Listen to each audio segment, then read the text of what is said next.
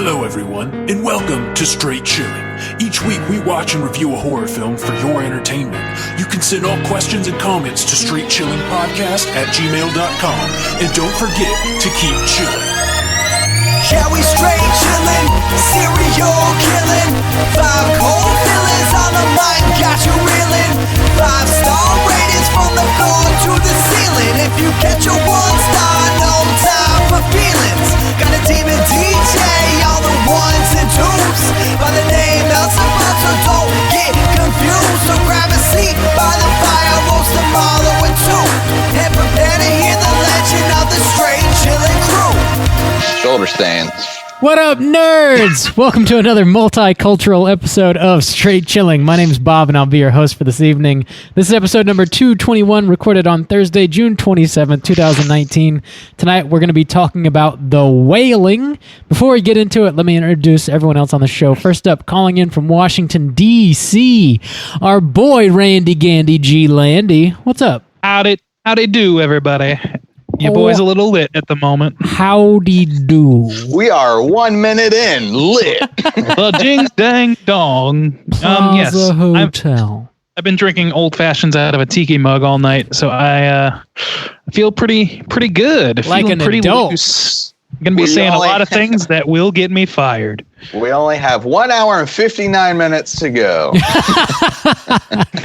Last but not least, calling in from Southern Korea, our boy Soju. What's up, Soju? Annyeonghaseyo! Itamen soju stains! Yo! I wanted to see if I could do it in like the song. What Shoulder song? stains going crazy on us. That was What pretty. up? It's your boy Soju. Are you okay? Do we need to call an ambulance? Dude, I'm just doing my convulsing. sweet shoulder move. I do that sweet Okay. dislocated shoulder move. Are you possessed? Can I pop my shoulder back in real quick? Dude, for bonus content, if you want to see your boy shoulder stains, kick it. YouTube.com/straight chilling podcast. I would like to see a shoulder kick. That would be interesting. I've never seen that before, I can honestly say. A hot mess we are. Let's get into some housekeeping, gentlemen. You only got a few days left to vote on the July poll pick, the theme of which are movies that I hate, and the movies that are up there to vote between are Human Centipede 2, The Greasy Strangler, and Halloween Resurrection. In an interesting turn of events, some people have changed their votes. Halloween Resurrection. From The Greasy Strangler. Yeah.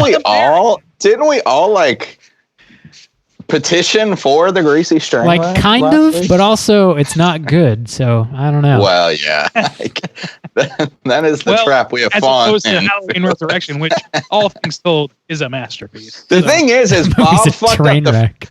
Bob fucked up the first one so bad we all felt like we had to overcompensate to make this one work. So Pick real bad.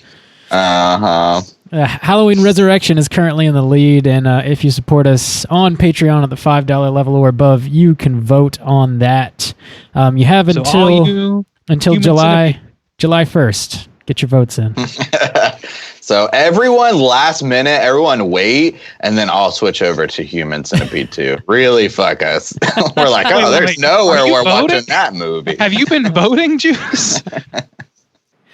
Justin, No, I can't access our Patreon. Oh, the host of this show, do not have access. I mean, you do. You just don't get on it.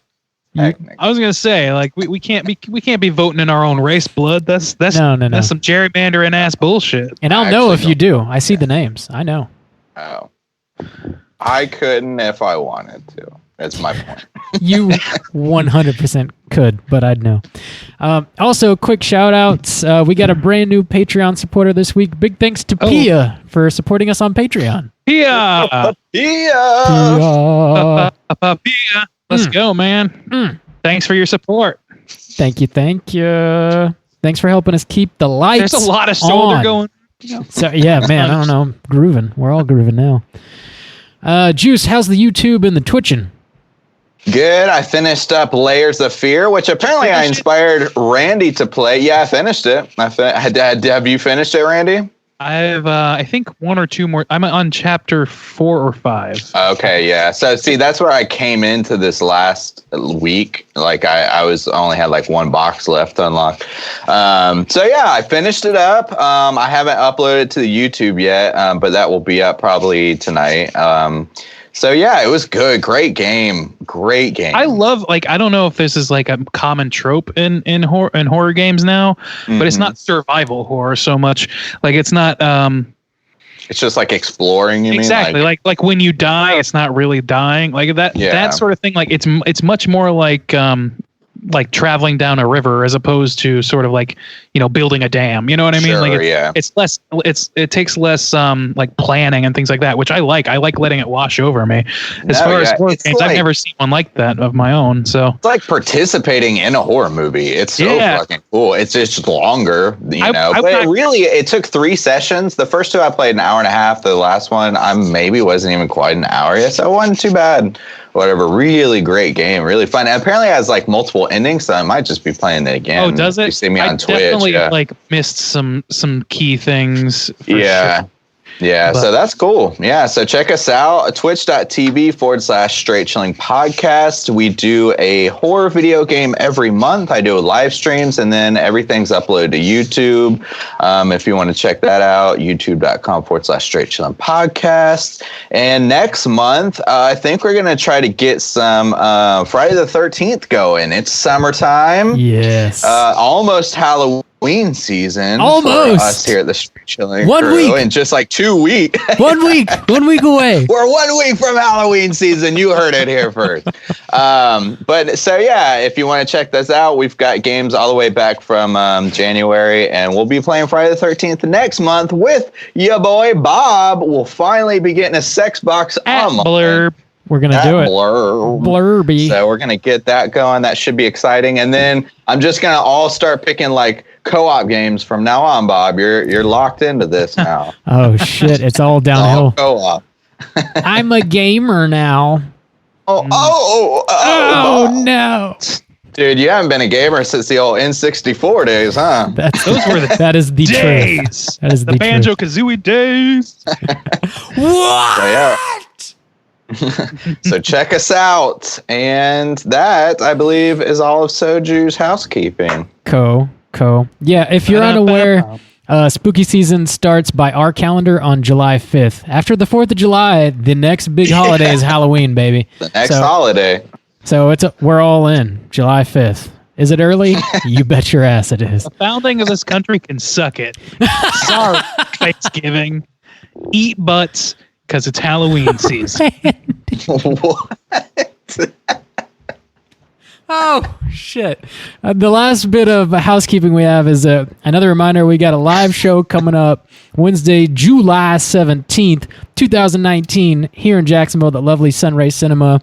We're going to be showing Sleepaway Camp at 7 o'clock sharp. It's going to be followed by a live show. We're going to be talking about Sleepaway Camp. We're going to be joined by the lovely Anthony from Something Ghoulish. It's going to be a good time. We got posters designed by Randy Gandy G. Landy. We're going to be selling. We're going to have some free giveaways. Not to mention the dopest popcorn in the state. It's going to be damn. great. We just keep getting like yeah, I know. Right? We're making all kinds of promises. The state, the Southeast, best popcorn on this planet. It is really good. So come hang out with us. Tickets are now on sale. If you're looking for a link, we've got it posted on our Facebook page, our Instagram page, and also just sunraycinema.com. You can find it there too. So get your ticks while they last.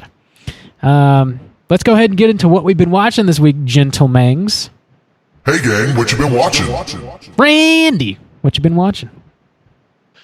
A few things. One thing I watched was a movie called Who's Afraid of Virginia Woolf, which is a classic of early or like 60s cinema. And it's like, so it's just sort of like a movie you always hear the name of, but you don't know much about, or I didn't. And I went and watched it. It's an adapted from a stage play, and it's got Elizabeth Taylor in it, and it's like a fucking great movie for its time. It's very, very blunt and very like, it's about a couple that just hate each other so much, and they're just extremely drunk, and they have guests over, and it's all in one room for the most part, and they just fucking like tank each other's lives in a matter of like 2 hours. It's really fucking fun to watch. Honestly, it's very stressful. It's like the worst dinner party you could ever be invited to, basically. So that was great.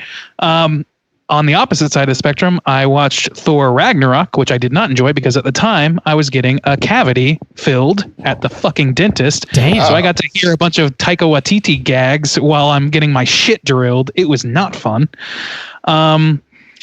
Other than that, some TV stuff that I was watching. Yeah, no, that was fucking awful.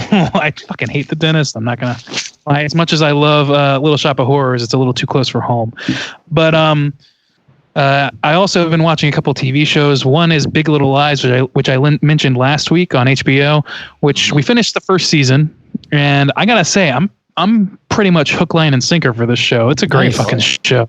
The season finale was pretty fucking shocking, like in some capacities. Like, it's taken a show that basically I would have described on episode 2 as like Pretty Little Liars, but for adults with adult themes, which I can confidently say is true because certified big Pretty Little Liars fan Becky agreed with me on that. But then like once you sort of like get deeper into it, there's some very brutal things happening. There's some like really honestly like the central mystery of the show is very, very interesting. Like it comes around as like it's just very intriguing. And then on top of that, you've got some fucking great performances and some great camera work. So like it's got a lot going for it and not a whole lot of detractions from me. So I recommend that. I'm going into season 2 pretty soon here. Which it's in the throes of right now. And then the last thing I've been watching has been a show that I slept on for a while. I saw like an episode but never followed up on, called The Last Man on Earth. You guys remember this show with oh yeah, I've seen a lot of it. Yeah. Have you? It's good.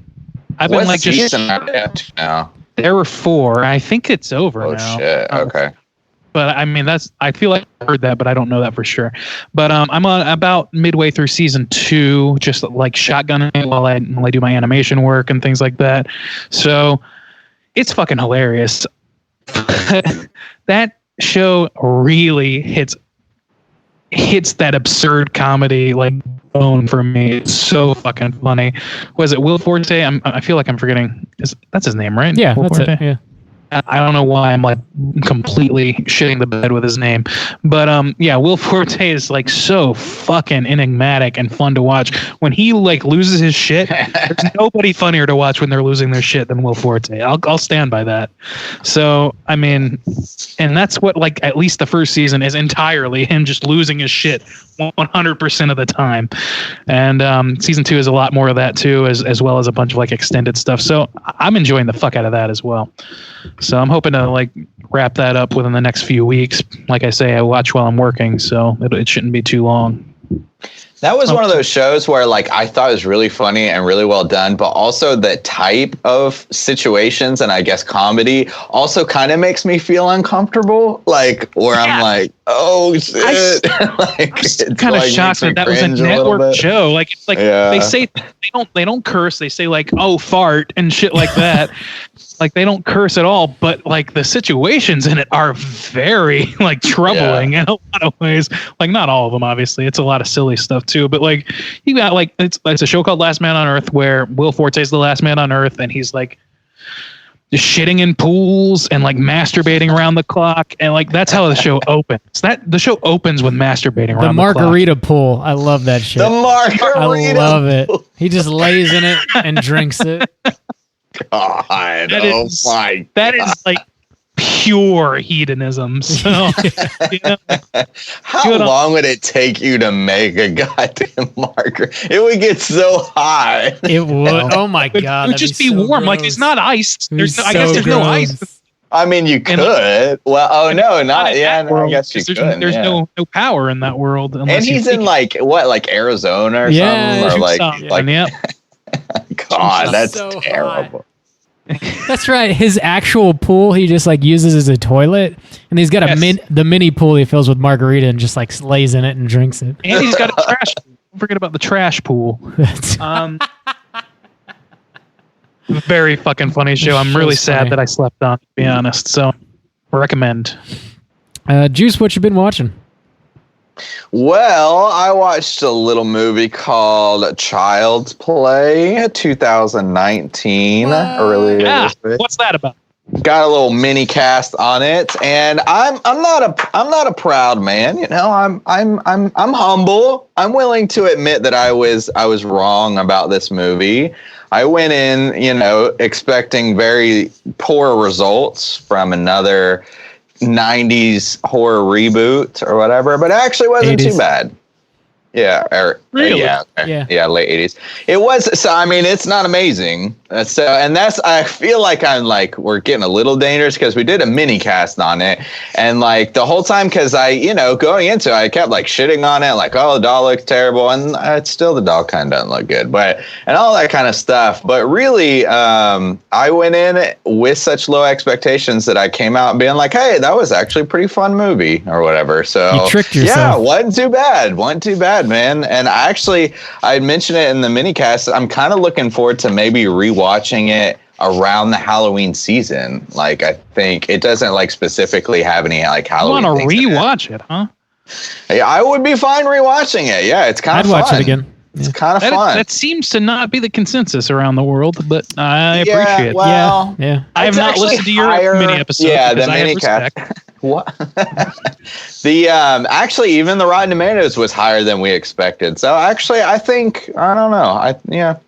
So I watched that, and then I've also been watching this YouTube channel that is GOT Rewind, where they specifically focus on like a character, and you can watch all their scenes. So somebody has like cut up like only the scenes that person's in, and maybe even like somebody like talking about that person.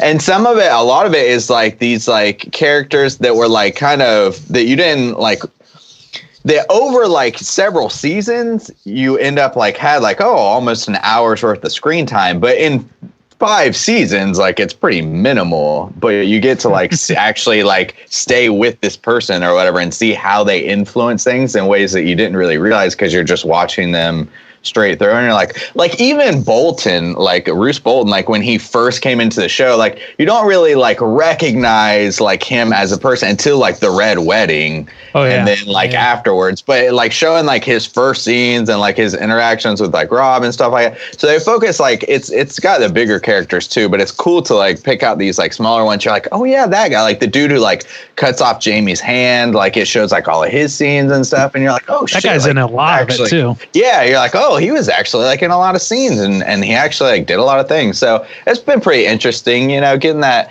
GOT fix a little bit. God, that show is like so good back. Like I didn't have as big a problem with season 8, but like watching those like all like just watching like old scenes, I'm like, holy shit, this show is like superb. Like some of like the dialogue and situations that people were in were like fucking great, man.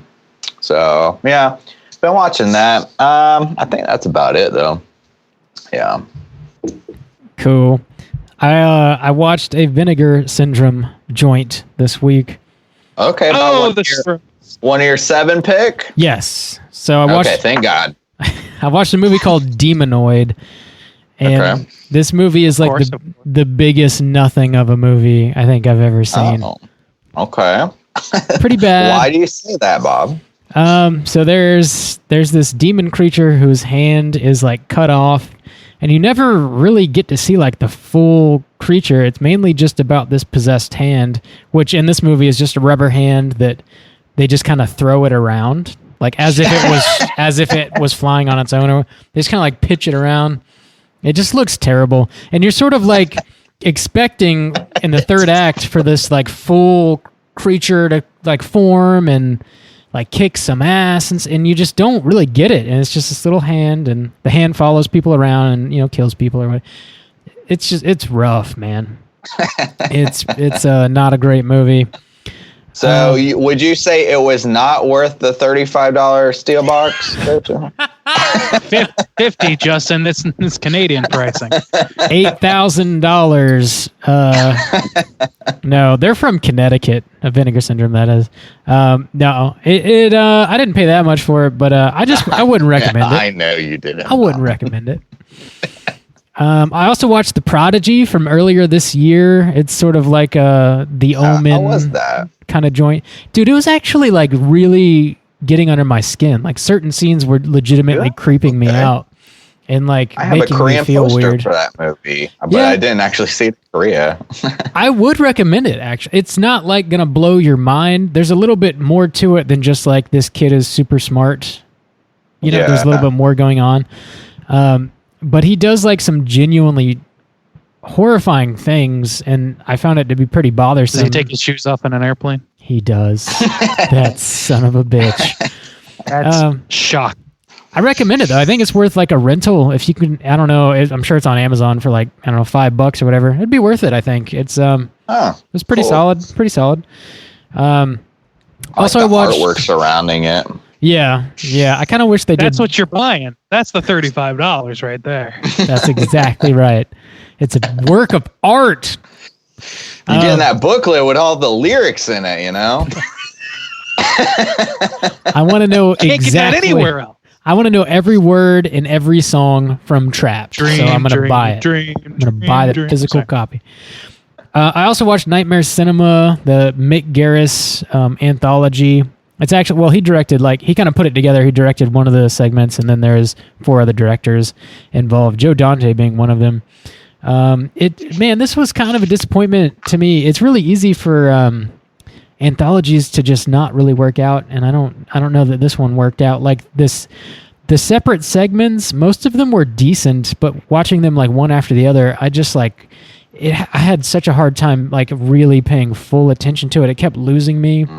One of the segments was very Lynchian, like a racer head Lynchian, like black and white, like it looked like David Lynch fucking made it, but he didn't.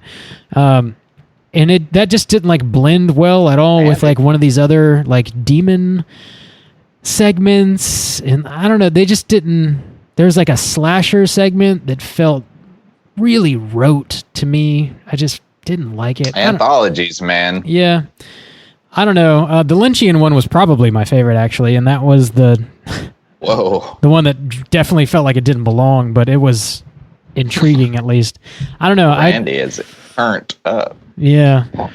6 to midnight, baby. 6 to midnight. I don't know that I recommend Nightmare Cinema, unfortunately, because Mick Garris is fucking cool, and I want to recommend his shit, but it wasn't for me anyways. I can definitely say that. And also, last thing I want to talk about, I rewatched Thirst because it just came out on Blu-ray, and I love that movie, so I bought it. You can add that to the list. Still haven't seen it, but I've been meaning. It's another Korean joint, and I hadn't seen it in several years.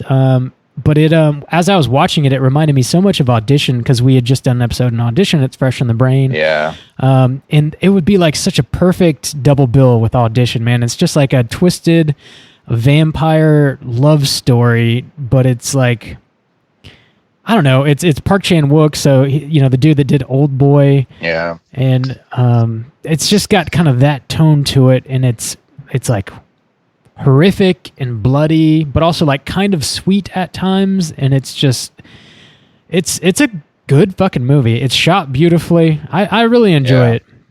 So hard recommend. Korea, man. Yeah, if you want some more Korean cinema, I recommend Thirst. It's kind of like a weird vampire tale. If you want to see a vampire priest, check it out. I want to see that. Show it me to a vamp. now. Siri, show me a vampire priest. No. So that's what I've been watching. We could have watched Queen of the Damned, Bob. My God, that movie. If you weren't such a damn slacker. That movie's so good. Let's go ahead and talk about the main event, The Wailing, and start off with the back of the box. What's on the back of the box? All righty, the back of the box. So The Wailing from 2016. This is a Korean film directed by Hong Jin-na. I think I said that right. So the plot synopsis is as follows. Soon after a stranger arrives in a little village, a mysterious sickness starts spreading. A policeman drawn into the incident is forced to solve the mystery in order to save his daughter. So, The Wailing. Had you guys seen this before? What was kind of in your brains going into it, and would you recommend people check it out? Justin, why don't you kick us off? I first watched this movie this past Christmas season when I was in the States for Christmas vacation. It was on Netflix, and I mentioned before that like when I got back to Korea, it wasn't on Netflix. I was like, what the fuck? So that was the first time I had seen it, and since then I think rewatching it for the cast, it's either my third or fourth watch again, so in about 6 months, and I love this movie. And one of the things is like one of my favorite horror movies too has since become The Witch, and it has, so if you are familiar with The Witch, if you like The Witch, it's very much that flavor of or type of kind of cinema experience to me, like film experience, and but also it's got some kind of distinct elements of like Korean film making as well. So I love it. This was my pick for the June poll pick or whatever, and it is it's also like really highly regarded in Korea, and so it's a pretty popular movie even amongst like just horror fans in general. So yeah, I would recommend it. I love it. All right, Randy, what about you? I knew very, very little about this movie going in this week. Pretty much most of what I had heard was from Juice, and it was not anything substantial. It was really just, you got to see this movie sort of thing. It's sort of a general praise surrounding it. Juice probably being the loudest voice of that. But I mean, I know people like this movie, and so I was, it was something that I had considered watching in the past, but just never got to. So I was happy to watch it, and it hit me pretty good. I would definitely also recommend it. It's a commitment time wise. It's 2.5 hours, which, it's sad to say is like, American movies are getting shorter and shorter to match our attention spans. But this movie, it's not beholden to American tastes, obviously. So it really blows itself out to both its detriment and its benefit, I would say. But overall, like that, setting that aside, like it's a good watch. I would recommend it. Cool. Yeah, I'd seen maybe about half of this movie when it was on Netflix at some point last year because I was hearing a lot of good things about it, and I just never got around to finishing it. It was incredibly long, and that probably had something to do with it. And I'm kind of glad that it ended up winning the June poll pick, just because like I felt like I probably needed some closure on it. Maybe I never would have gotten it if it hadn't won. So I'm happy that I did sit through it and I gave it my full attention. Was it fully worth the runtime? I don't know that I would say that. I think there's a lot of stuff that they probably could have left out, which we can get into a little bit. But overall, I was pretty pleased with this movie, and I would recommend it, especially because they just added it. It's no longer on Netflix, but they just added it to Shudder, so it's streaming on Shudder. Oh, there you go. So you can check it out there if you are interested, and I think it'd be worth your time. So let's let me drop that spoiler warning, and then we'll get into the nitty gritty. Spoiler warning. There she goes. So this this little joint starts off with some words from the Bible. Luke 24. The Bible verse. 37 through 29, or 37 through 39, rather. I can read what I wrote. So it says, they were startled and frightened, thinking they saw a ghost. He said to them, "Why are you troubled? And why do doubts rise in your mind? Look at my hands and my feet. It is I myself. Touch me and see. A ghost does not have flesh and bones, as you see I have." So that, The devil is a motherfucking liar. From Jesus. Actually, that's Jesus talking. The devil? We all, I believe that's when Jesus is resurrected. is it? That verse is from when Jesus, and they're like, "You're dead," and he's like, "I'm not dead. See, touch my hands and my feet." Yeah, that makes sense. That- I wasn't sure where I that came from. legitimately didn't know that. Just I No, wasn't okay, being a so smart I was ass. really referring to like I- what happens within the movie that's alluding to. Right. Yeah. So here's the thing to preface this movie. It is long, and I love the response that I got from Bob because this movie has this general like sense. So I want to talk about like how the movie just like plays out regularly, but like I have taken more notes than any movie I've ever taken, and some of it is to kind of combat the general like consensus that you expect from this movie. Oh, this is how the movie ends, so this was the result or whatever. So I have some things to kind of combat that, just a kind of expectation. But then I also have a lot of things that to mention, like why I think some decisions were made, like from a cultural standpoint, Cool. and like how they might kind of play into this movie and give it more context, maybe to some things that might not seem very clear from the beginning.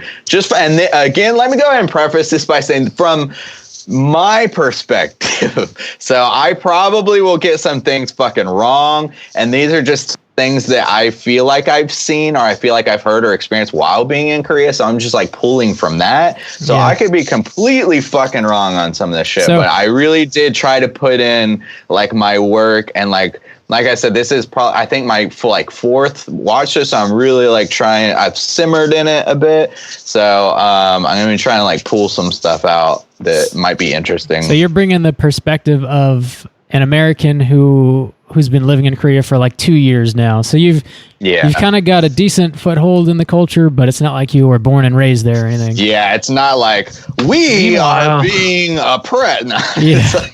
Meanwhile, Bob and I are bringing the perspective of two white boys with our thumbs in our assholes. 100%. Shit we don't understand. That is right. very turned up.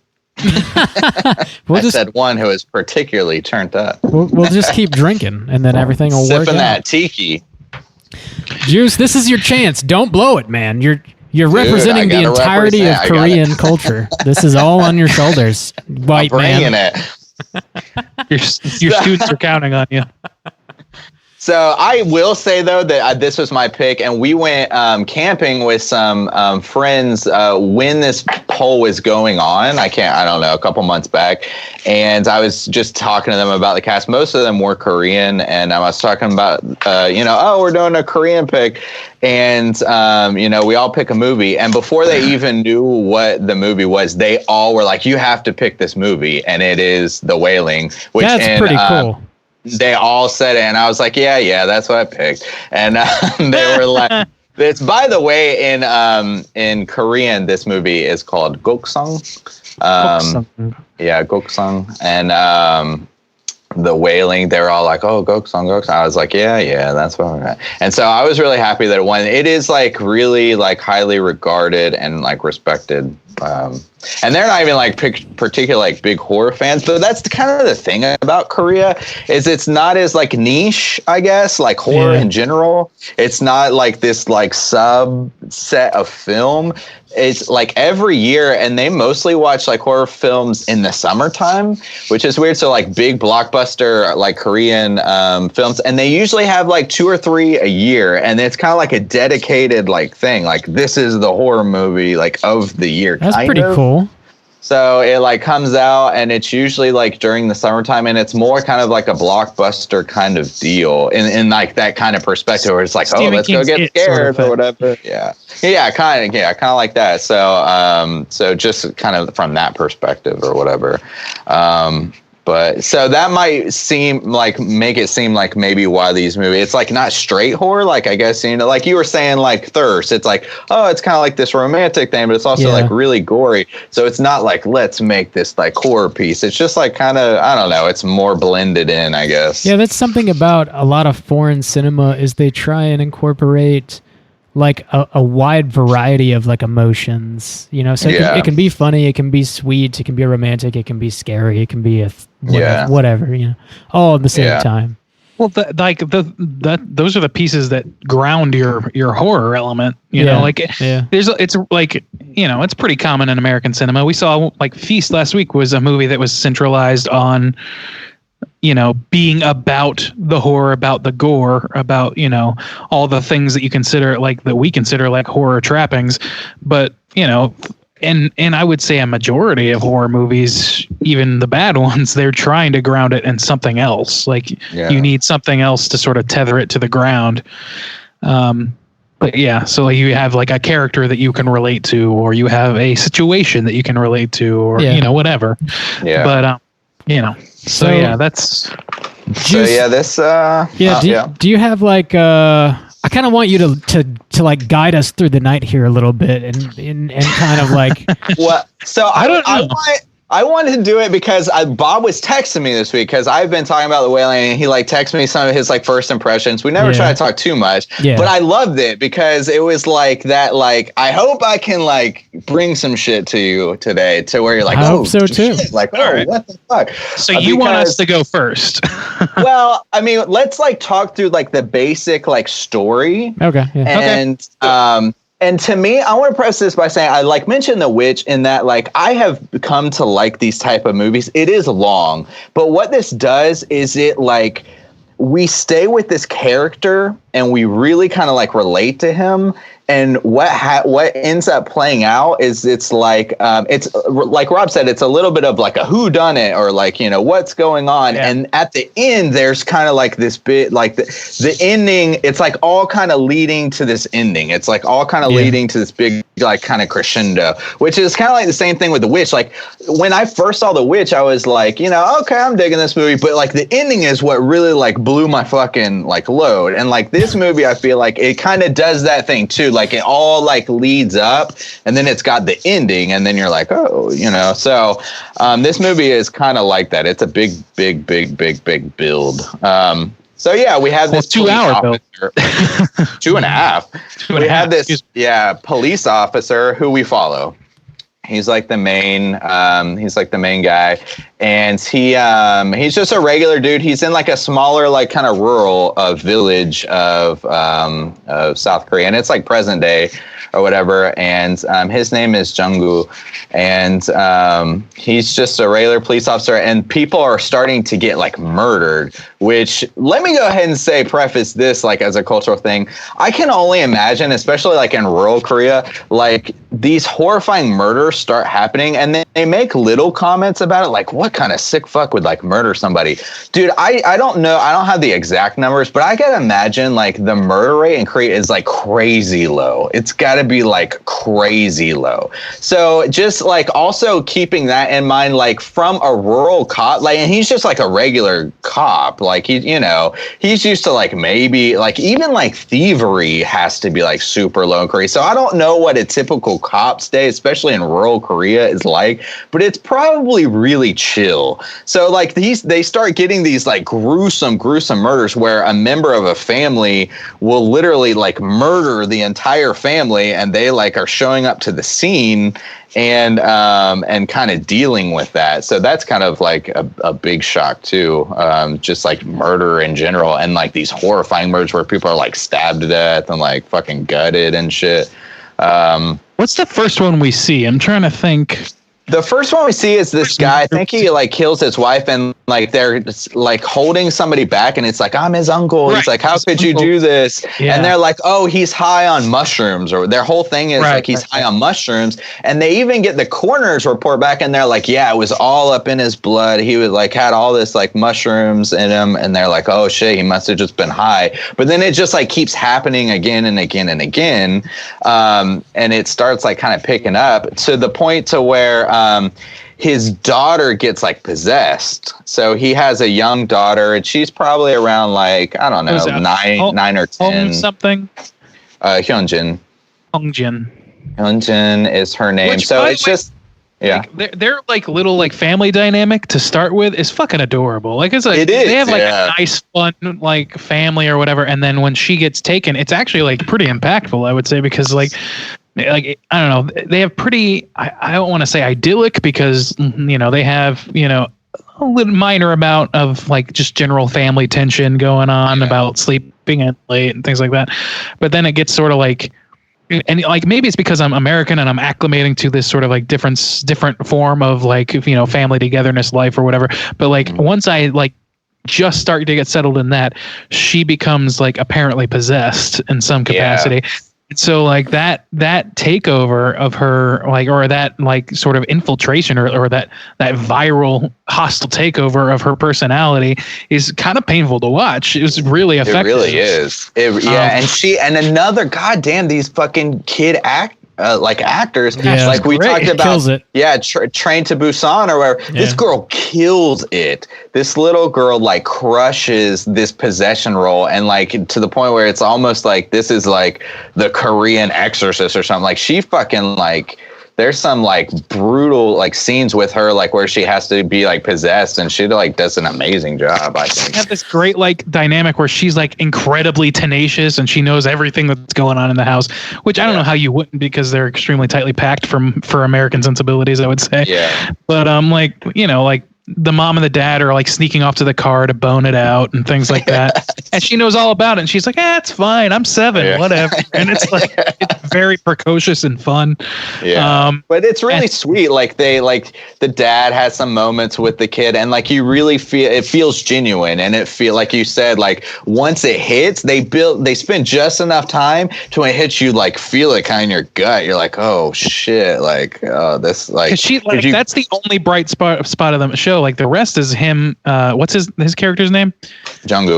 Junggu spends his like days like whiling away at the police station or just hanging out, and he's like goes to this gruesome murder, and it's kind of fucked up for him. But he even like, you know, sets that aside.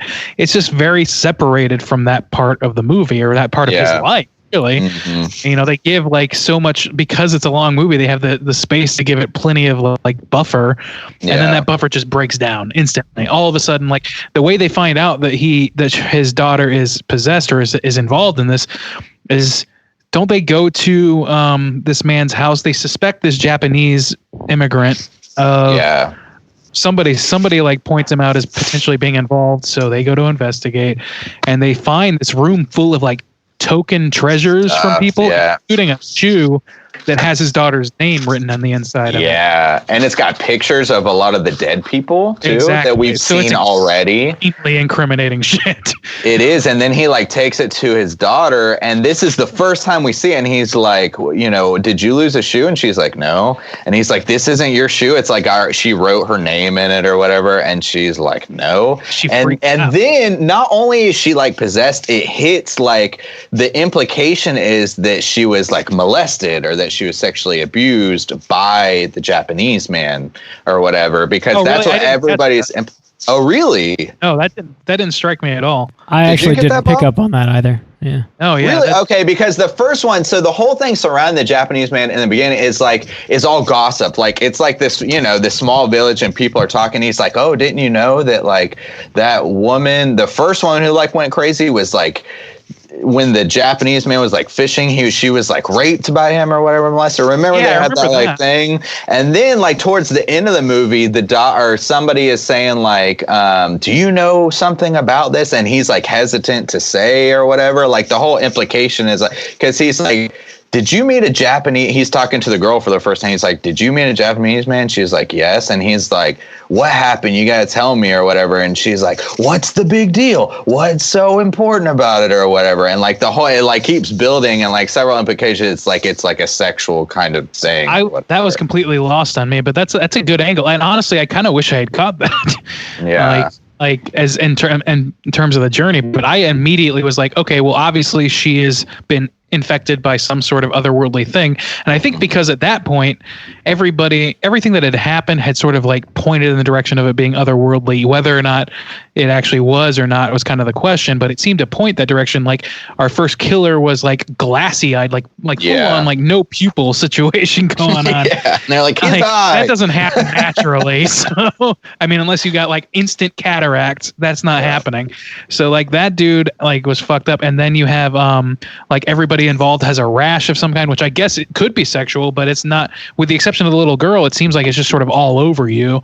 Yeah. And with the little girl, it turns out to actually be on her legs and stuff, and it's sort of a precarious position, which turns to an interesting situation on its own. But God, even that scene where like the dad goes into the girl's room and he like sees her journal and he's like lifting up just like her nightdress or whatever. Right. And she like freaks out. She like wakes up and she's like, "What are you doing, you perverted piece of shit," or whatever. And like she's the sweet little girl who like we've seen their dynamic where she's like very, very sweet and kind. That scene was nuts, man. She's like holy blackmailing shit, her this father. going in, It's like, right. What would people think? Exactly. You're in here lifting up your daughter's skirt in the middle of the night, or like, holy shit. She kills it, dude. She's like so fucking intense, and like it, and you feel it. You're like the dad, like like being like one, seeing the rash and like the dread, and the whole story was like, oh, didn't you know, like with the fishing story, like, oh, she was molested by the Japanese man, and she got this rash all over her body. So that's why, and when the dad like lifts up the thing after they've had the discussion, the rash is there. He's like, oh my god, or whatever. So it essentially any rash. It didn't occur to me that where it was placed actually had significance to him, except in her blackmail. So this movie becomes the dad is like trying to save his daughter. Essentially, so at first like he's investigating like these murders, but then it becomes like the dad is like desperately trying to save his daughter. And so there's like three big people, or kind of four, I guess, involved. There's the Japanese man who's like the suspect. There's this like mysterious just kind of woman who shows up around the village. She has no name. Literally, even like her Korean name translates to like no name. And then Clint Eastwood plays that character. And then there's the shaman guy, the mudang, which is Korea for shaman, and then there's like this priest who's kind of around too. He's like a more minor. So the big three are the shaman, the no-name lady, and the Japanese man who also has no name. They call him the stranger or whatever. The priest doesn't really. You're talking about like the rabbinical, the Catholic priest, the Catholic school kid. His buddy's Sorry, nephew. He's not quite a priest. He's right? not quite. He's a in church training guy, but he wears the collar. His partner's nephew. His partner's nephew. Junggu. Yeah, he's partnered. He's the nephew or he's the nephew. Cousin. He's the nephew. Is the nephew. He's the nephew. He is. Sorry, you're coming in split on me. It's okay. So the basic story is. Do you guys want to give the basic story? I've been talking a lot. Give the basic. No, you kind of covered it. So it's Junggu. Yeah, trying to save his daughter, trying to release his daughter from, I guess, trying to find out if his daughter was molested, and then later trying to decide whether or not, there's something more spiritual happening. Yeah. So they go and visit this Japanese man. They see this shoe or whatever, and then like after that all happens, after he sees the rash on his girl and his girl is acting weird as fuck, he goes back off the clock with his translator, who is his partner's cousin or partner's nephew, excuse me. I do that the whole time, I'm sure. I'll do that the whole episode. And he sort of like confronts the guy very directly, and he like says, he kills the dog. He kills his dog. The dog attacks him, in fairness. Yeah. The dog like gets loose and attacks them, and he pickaxes that dog to death after getting his ass beat. All the incriminating shit has been moved and or burned, and he talks to the Japanese guy, and he's like, what do you want with my daughter? What is going on with you? What's your deal, basically? And the guy is like, nothing. If I told you, you wouldn't even believe me. So that's the first time where like we get a point of like doubt, like he says, like, if I told you, you wouldn't believe me, essentially. But he's not like negative toward the guy or what. He like pretty much is like calm through the whole thing. He seems very sincere. Like, look, I mean, I could tell you, but it wouldn't help the situation at all. Yeah. It seems to be what his tone is. And that's actually like, I want to praise that guy in particular, and I'm going to do it throughout probably. But the guy playing the Japanese man, who I think I've seen in other movies, I think he was in Kill Bill, if I'm not mistaken. But he does this thing throughout the movie where I'm a pendulum this whole movie, deciding whether or not he is the Van Helsing or he is the Dracula. I can't. And that's the thing kind of about this movie. Yeah, that's what's so interesting about it. That's the central mystery, is whether or not this guy is just implicated by way of being involved in something that he's trying to stop or inhibit, or he's actually the cause of these horrible things. Yeah. So, I mean, and that really comes to a head in that, and that's where we first, like Justin said, you really comes to our attention, which is where he's like, look, I could tell you, like, and it's also this other thing where there's this cultural fear, like Justin, and like, correct me as I go, but there's, Japanese and Korean relations aren't always stellar. So there's like some and sort also of like in this rural small village, and it's like they call him like the stranger, and he's like this outsider. He's just this guy that lives in the woods, and he's so mentioned is like Jung-gu is told about him. He's like, I don't trust that guy, that Japanese guy, and he's like, you're just a bigot. That guy's just a fisherman. Leave him alone. I'm sure it's nothing. And then he becomes his biggest enemy basically overnight. Well, and all the information that Jung-gu gets about him in like the first part of the movie before they actually visit his house is all gossip. So like everybody should like, oh, he touched this woman. Oh, he did this thing. So it gets to a point where he like visits a church later on. He's talking to he's asking kind of like the church for help, and he's talking about the Japanese man, and the priest is like, I've heard that he's a professor, like from a university. And he's like, everything that you're telling me about this man is all just like gossip that you've heard from all these people. And you realize like, oh shit, yeah, like it is it's just the drinking buddies. Yeah, drinking buddies just talking about this like strange Japanese dude who they don't know or whatever. Which, I mean, can have implications of its own by the end of the movie. But, you know, like, before we even get to that, it's like, it's this question of like, this guy's automatically untrustworthy within this small community. And then all these things start happening, and you think to yourself, okay, he's just like a bystander. And then you think to yourself, oh no, he's definitely got some shit in his house. Maybe he's the bad guy. Oh, wait. Maybe he's trying to counteract a real bad guy who we've seen this woman who we have no record of. Mm-hmm. Like the first time we see that woman, she is literally like on like they're guarding the first murder crime, scene, the second crime scene, one of the first or second crime scenes. And she's throwing rocks at them from afar, like a like I don't know, like an insane person. And she says like, I saw them murdered, and he's like, oh, I have an eyewitness, and then she like disappears. She disappears, but she also is like, yeah, he's not to be trusted. What does she all say? She's like, he's not to be trusted. Yeah, she's always watching the Japanese man. So like they'll go to like his house, and then they'll do like this pan out shot. The first time they do it, you don't actually see her, but you see like somebody's watching the house from like very far away. And then each time they go back to the house, she's always just kind of like chilling, like in the bushes or like up on the rocks, like always watching this Japanese man. I think this was like my biggest issue with the movie. So the red herring thing that's going on here. So you've got this like ghost, I guess, that shows up and knows like about this Japanese man, and like you're led to believe that he's a bad guy, and they're like, well, maybe he's not, maybe this ghost is bad, and then come the end of the movie, you're like, okay, can I trust the shaman? Can I trust this Japanese man? Or can I trust this ghost? Or are they all lying? Are they all working together to get my daughter? You just don't really know. And then like it comes to fruition that like actually the Japanese man is the fucking devil. He's a bad guy the whole time. And you've got these red herrings. Devil. So the big thing is like everybody dies in the end.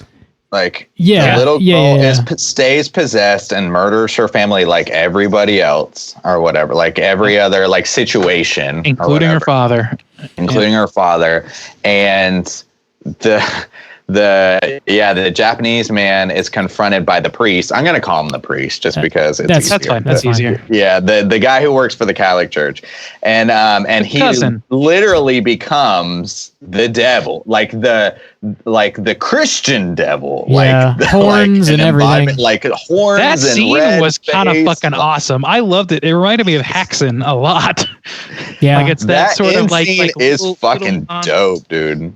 Oh man, it's so like gradual that is like the coup de grace of that character or that actor, where he makes you swing that pendulum twice within just that conversation. Like you're really about to get your answers, and it will not give it to you straight. My until question is about like this ghost figure.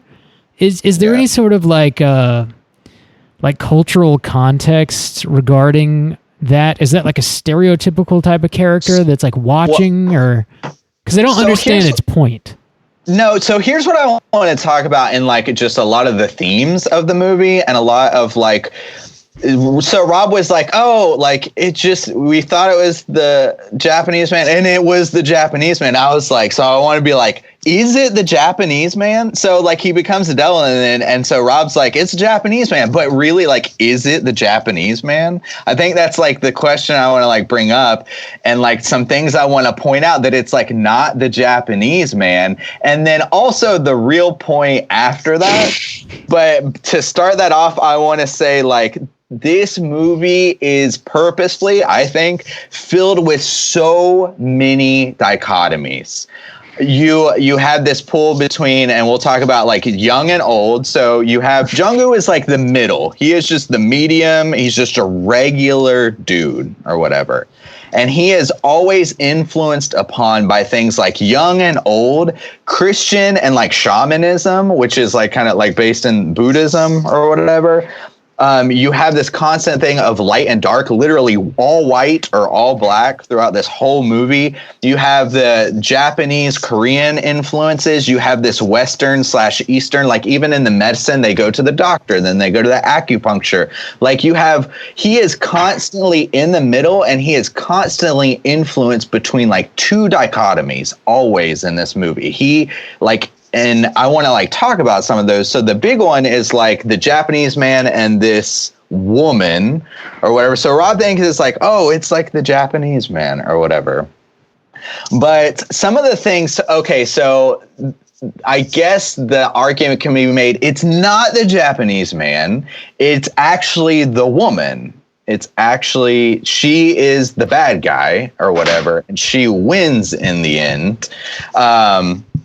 And one influence of that is, so another aspect we didn't talk about is the dead coming back to life. Right. I guess. Yeah. So there's this one specific scene where it's these two scenes where the shaman is trying to exorcise the girl or whatever, essentially. But at the same time, the Japanese man is trying to do this. He's doing his own ritual. And what it implies is first he goes and he sees a dead body and it's in a truck and he looks very troubled by it. Like he's like, oh shit. He immediately like goes and gets his supplies and starts doing this ritual. But his ritual is stopped by the shaman's ritual. It stops him or whatever. So it implies the way it's cut. And so he doesn't get to finish his ritual. And as a result, we see this corpse come back to life as if it were a zombie. Okay. And so later on, Jung-woo gets this gang of people to like go, like, we're going to go fuck up the Japanese dude. And they kill him. They kill the Japanese guy. And it is not until the Japanese man has been killed that then later on in the movie, he becomes the devil. And so is it the point of like, is the Japanese man the person who's fighting this thing? He has pictures of these dead people, but this is the first time we've seen one of the corpses come back to life.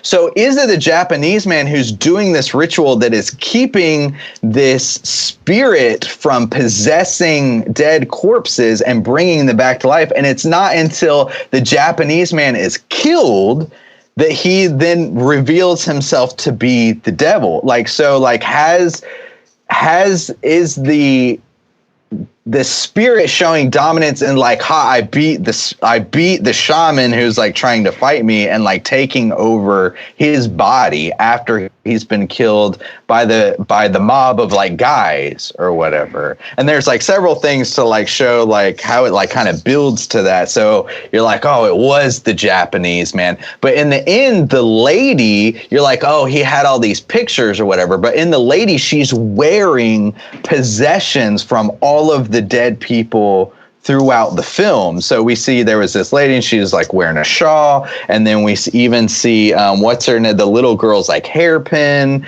and like she's wearing the dude's jacket, and even Jung-gu like has this moment of like where he's like, I can't trust you, because he sees all of these dead people's possessions that she's wearing or whatever. So then it becomes like, who was it? Was it really the woman? Was it the shaman? Because then the shaman does like some sketchy shit, but then like she makes the shaman, the spirit lady makes a shaman like puke blood, but then like the shaman like was like effective against the ghost, and like all these different things. So it's like, I don't know. So that's the alternative.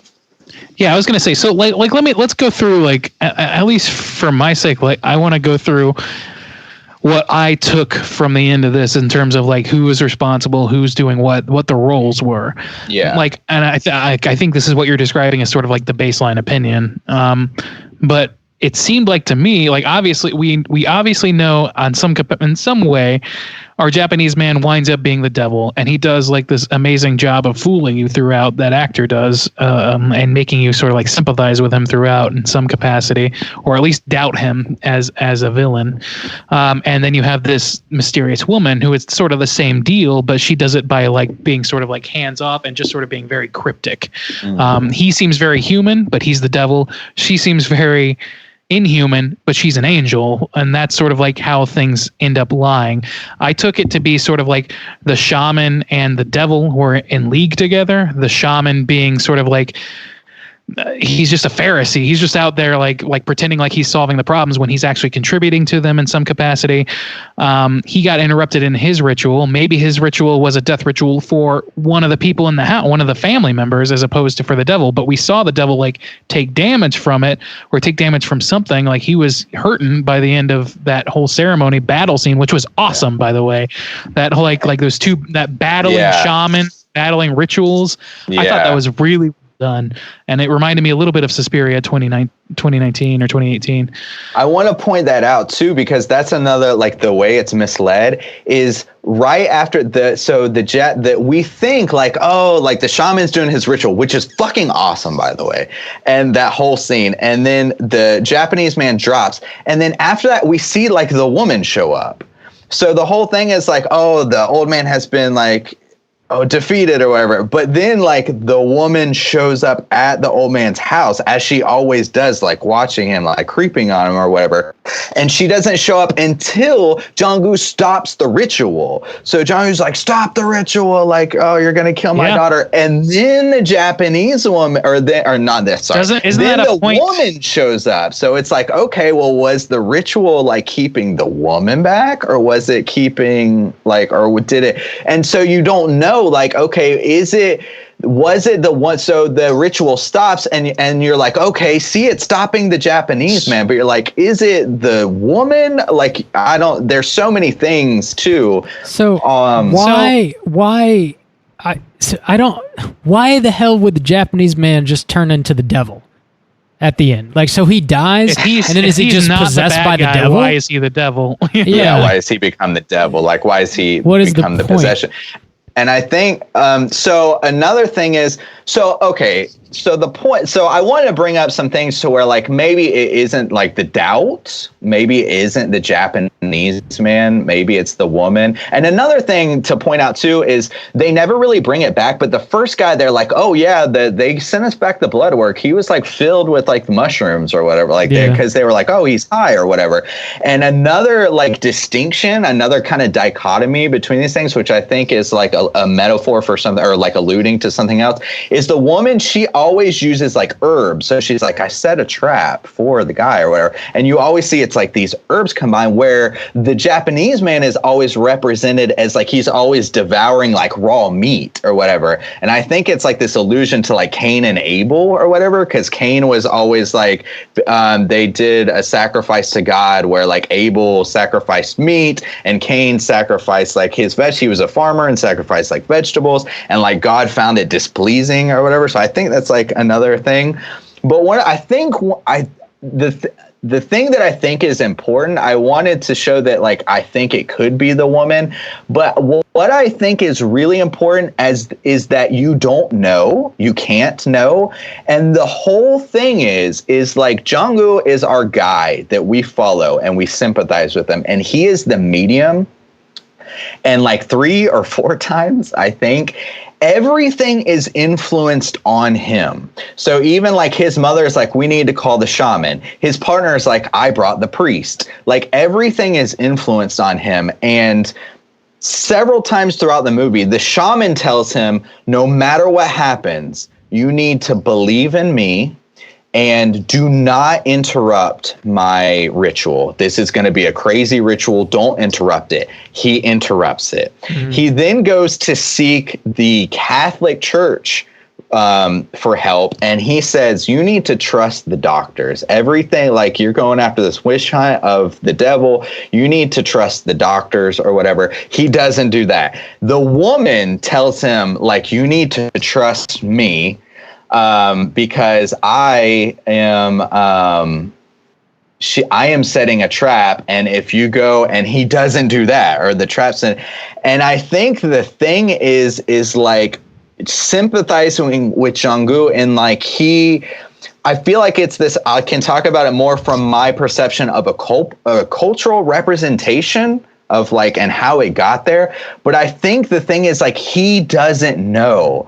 And the tragedy, is everybody's trying to influence him, and he just wants to do what's best for his daughter. And he's trying to do that. And he is pulled in a million different directions, and he has no identity. Like he himself is not Catholic. He himself is not necessarily like devoted to this like shamanistic, like Buddhist, like religion, and everything is influenced on him, and he's just trying to be a regular guy, and that's who we follow, that's who we sympathize with.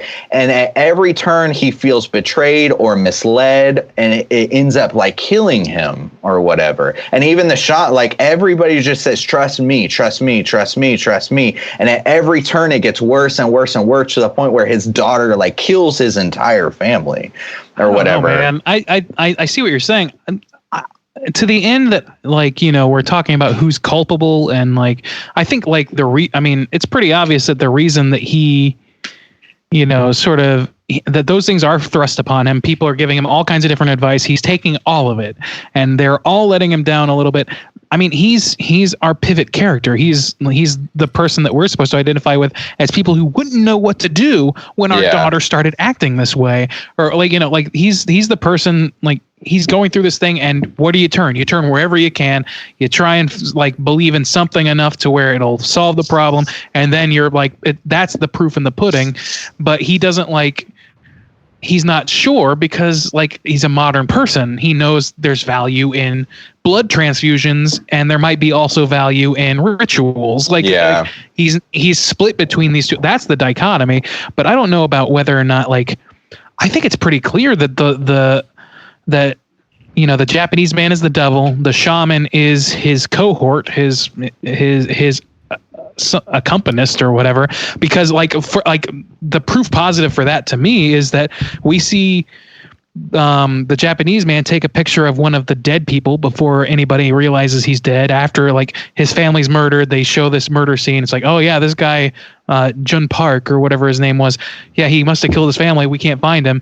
And then it shows that guy in his truck in the middle of the woods dead, and the devil, aka the Japanese man, is there taking a picture of him, just like he has a picture of all the dead people. He has before and afters of all the dead people. And but he's worried, remember, he's like, oh shit, this guy's dead. Is he? Like, I didn't get try. Yeah. He's like, to me, he's just sort of like I think he's just silent, and like, I think you can take that a million ways, because he doesn't say he's worried. Yeah, he's just sort of like looking at it. And like, if you're the devil and like you're trying to maintain this appearance, like, why wouldn't you have that appearance in case somebody's looking?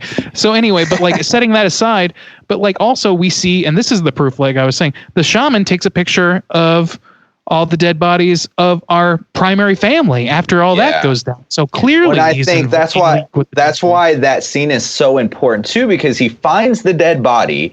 He immediately goes, like, we even see him. It shows him like he goes and buys the chicken or whatever, and he does the ritual, but then is interrupted, and that's the only time we see a corpse come back to life. So it gives the impression, because the church even instills out, like, I heard he was a professor, and then the shaman says, like, no, he's a shaman like me. He is like trying to fight this demon, and this is when his ritual is interrupted. That's the only time that we see a corpse come back to life. What are you saying? Like, what are you insinuating? Maybe it wasn't, or that the shaman, the Japanese man is a shaman fighting this demon, and he has this whole time been taking pictures because it's important to his ritual to keep the devil from possessing these dead corpses. That the spirit is creating these corpses to possess them, and we see that because this corpse comes back to life. But it's the only time, and it's when we specifically see that the Japanese man's ritual is interrupted,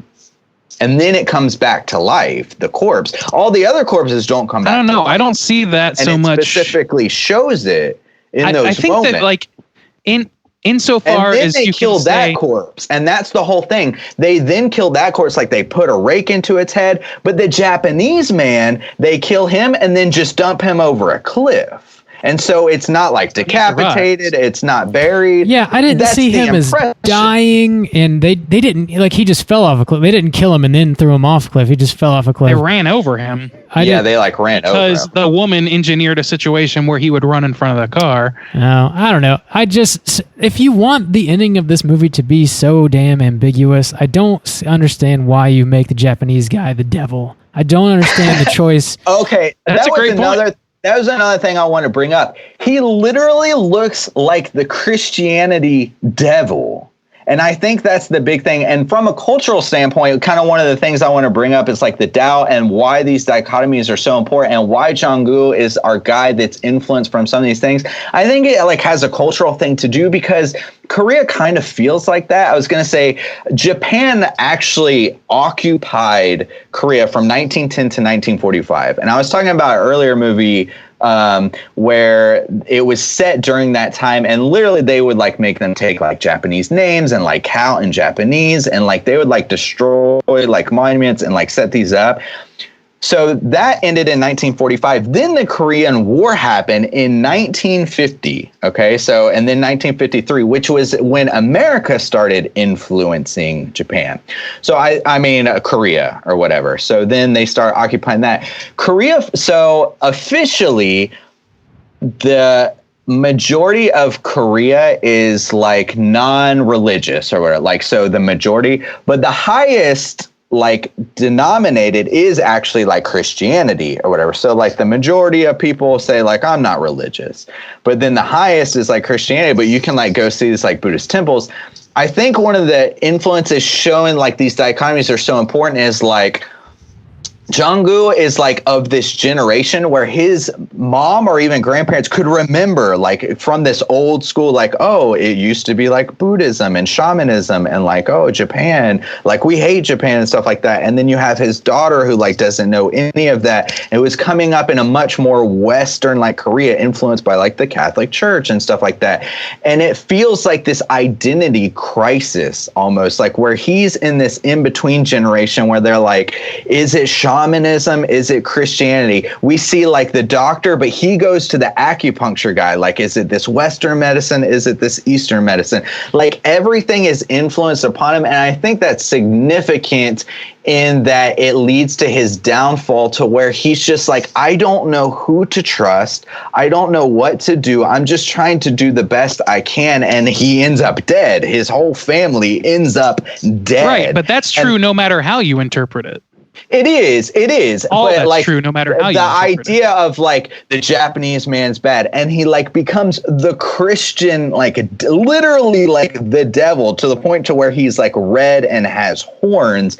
Like, I think these things are very important, not necessarily like to how the film ends, but to how like Jong-gu is represented and who he represents as a character, like for Korea, No, like yeah, as a that's- Korean or whatever. No, I get that, and I find that extremely fascinating. And there's not like what troubles me with what you're saying is that I don't see how it necessarily counteracts the fact that we see that he is the devil. We counteracts the fact that we see the same dried up herbs of failure, basically indicating a failed protection spell at the very first crime scene and at our hero's ultimate crime situation, ultimate like murder. You know, to elaborate on that for listeners is, you know, at the very beginning you see I might keep forgetting his name, Junggu, at his first crime scene, and he's standing outside smoking, and he sees like this dried up herb hanging on the wall of the building, and he's like, what is that? And he almost touches it, and then he gets drawn away. And we see that same herb at the end of the movie where he's making his final decision. Basically, he gets cornered by the white woman, the nameless woman, who says, you don't need to trust anybody but me. If you stay within the perimeter of these herbs that I've hung up, your daughter and your family will survive. I've engineered a trap. You will be fine. You just have to not leave here. And then he leaves, and that thing curls up and dies. Yeah. That thing curls up and dies. Yeah, the thing is, she makes him wait, and the whole time we're also being shown scenes of like the daughter like being possessed again and like going to like kill the mom and the grandmother or whatever. And like the whole thing is like, she's like, you have to wait till the rooster crows 3 times, and he waits twice, which is another obvious like Christian reference, like, oh, you know, Peter and the rooster crowing 3 times or whatever. Peter? Yeah. When the cock crows 3 times, you will have denied me 3 times, or whatever. Yeah. And so he like waits. He waits till the second one, but by the time he shows up, like, he doesn't wait for the third one, but his family's already dead. So it's not like he crossed the herb and then the daughter killed everybody. By the time he arrives and the spell like fails, everybody's dead or whatever. And so she's like, oh, he's using you for bait or whatever. But really, she's doing this like I don't think it's one way or the other. I think the point is like, you're Jong-gu, you don't know who to trust. Right. Definitely. Like, there is reasonable doubt in everyone. And I think there is reasonable doubt to say, like, it's not necessarily the Japanese man, even though he, like, becomes the devil. I'm not saying that what you're saying can't be true, but I'm saying that the movie seems to indicate something else. like the fact that he is the devil. Like, the devil can't be trusted. So you have to assume if he is the Christian devil, which is what they're depicting. And everything that has happened has to have stemmed from him on some capacity. And like, whether or not the white woman is some other evil entity is another question you could ask. There's all kinds of ways to posit that. But the fact that he broke her spell in order to go, like he did the opposite of what she said, and then his whole family died. The Japanese man turned into the literal devil and is bragging about it the whole time. Like, those are pretty clear. And you see the shaman take before and after pictures of his victims. Like, it's pretty clear that he and the shaman have this little racket going where they're the devil and the devil's acolyte feeding on people who don't know what to believe anymore. And the white woman's trying to save them, but we gotta wrap this up. Yeah, we gotta we're running pretty fucking long. Justin, if there's like any other like major points you want to make, go ahead and make them real quick. But if not, we can rate it. I was just gonna point out the white and the dark. So this show, like, who's good and who's bad, the shaman consistently changes between all black and all white, whereas the woman is mostly wearing all white, but then she's wearing this all black jacket. And it does this constantly. Like, the old man's dog is all black. The shaman first shows up, he's in an all black car, but when he's driving at the end, he's in an all white car. He like consistently changes from an all black outfit to an all white outfit. That's the only thing. That's like a major theme, is like, again, who's good, who's bad, who are we going to trust, whatnot. All right, let's go ahead and rate this thing. Juice, why don't you kick us off out of 5? How you feel about The Wailing? Yeah, I really like this movie. I've come to love these kind of movies. It is long, but as I was watching again, I was like, what scenes like could we cut from this? And there wasn't a whole lot to where I could bring the movie down below like 2 hours to me. And I love that we're able to spend time with this guy and with his family and watch as he tries to struggle with these things. Because then when everybody dies at the end, like it's or even when like we said, when the girl gets possessed and her like scenes, they're brutal, and it's like a real punch in the gut, and it feels really impactful at the end. Like you feel kind of like the true horror of it all. Some scenes I didn't really I love the shaman scenes. We're so used to seeing like exorcism scenes like from a Western standpoint where the dude stands with the cross and stuff like that, but to see the scene where this dude's in all white and he's got these blades and he's like spitting blood on them and he's like hacking down these things and like burning these totems and like hammering like the shit into it, like that shit gets wild, and I love like seeing just like another kind of side of that. So there's a lot of scenes in this that just feel like really unique to me, like oh my god, like I love both shaman scenes that he does. His rituals are fucking cool to me, the drums and shit. The acting I think is phenomenal. Again, I think like the girl kills it in the similar way to like the girl kind of makes Train to Busan like toward the end. Like I feel the same about this girl. She like really sells the possession and like makes you feel for the family. So overall, I love this movie. I'm gonna give it 5 star. Whoa! 5 star. Damn. Okay. All right, Randy. Out of 5, how you feel about The Wailing? So I like this movie a lot, and having this conversation has only deepened that, I would say. I agree with Justin on the acting. I agree with I think that the length of this movie is warranted, but I do think that there could have been trims, and usually it's not so much a scene as it is like parts of a scene, like how many shots of a girl throwing a rock do you need, sort of thing. Like I think they could have trimmed an easy 20 minutes just by cutting out some of that kind of fluff, but like they're not.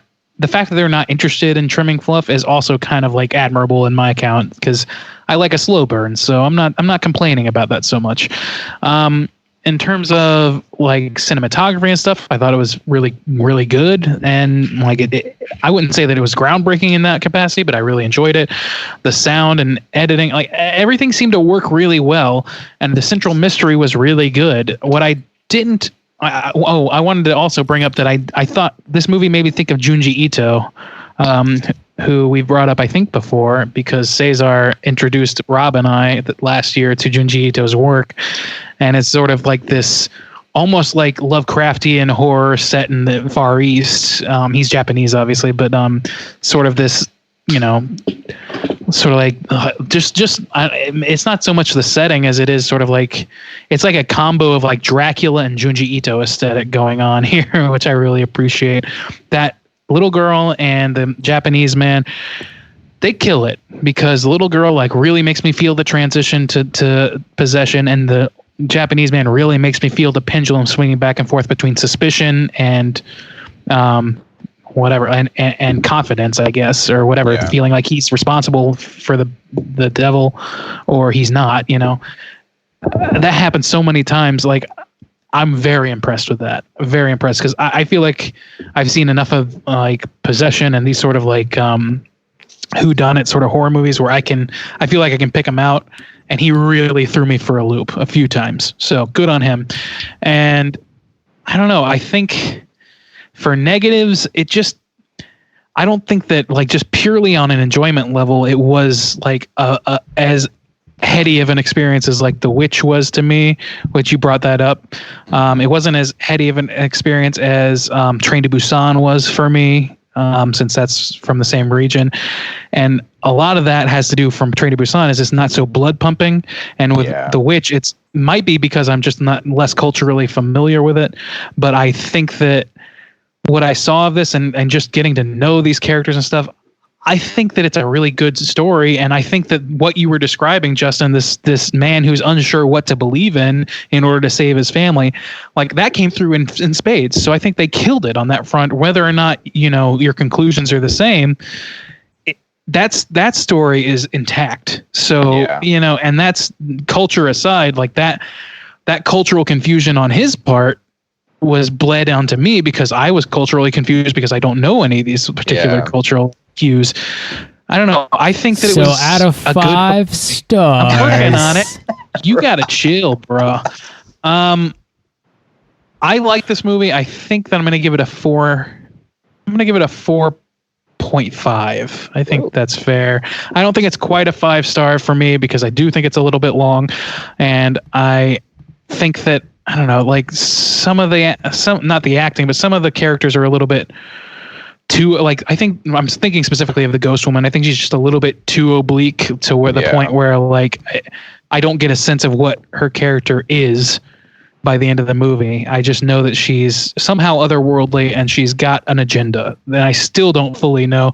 That's really the question that Justin is able to build on, is whether or not what her intentions are, because she doesn't necessarily portray what those intentions are so well as the other characters. Yeah. So yeah, I'll give it a 4.5. I do recommend this movie, and I don't know that I'll watch it a bunch in the future, but I'll definitely revisit it at some point in the future. And it's a worthy fucking movie for sure. It's good stuff, and I would love to hear or see some more Korean movies sort of in this vein. Have to do another Korean month, Bob. We definitely can. I'd be down for that. I think.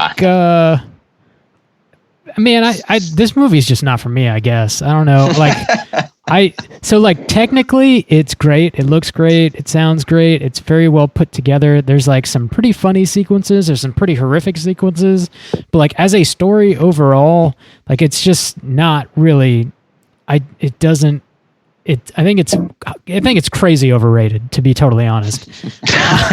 Honestly, if like the Japanese man didn't become the devil at the end, would you feel completely different about it? I don't know that I'd feel completely different. So like from what I get from this movie is like there's horrible things going on and we don't necessarily know who is causing them, and then the movie ends and like you still don't really, I guess, know who's causing them, but there is this devil man, and that's the story. Like it's just not very compelling to me, I guess.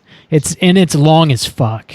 But it's kind of a fun ride along the way, and I'll give it that. But like the culmination of all of that to me doesn't make like a great movie.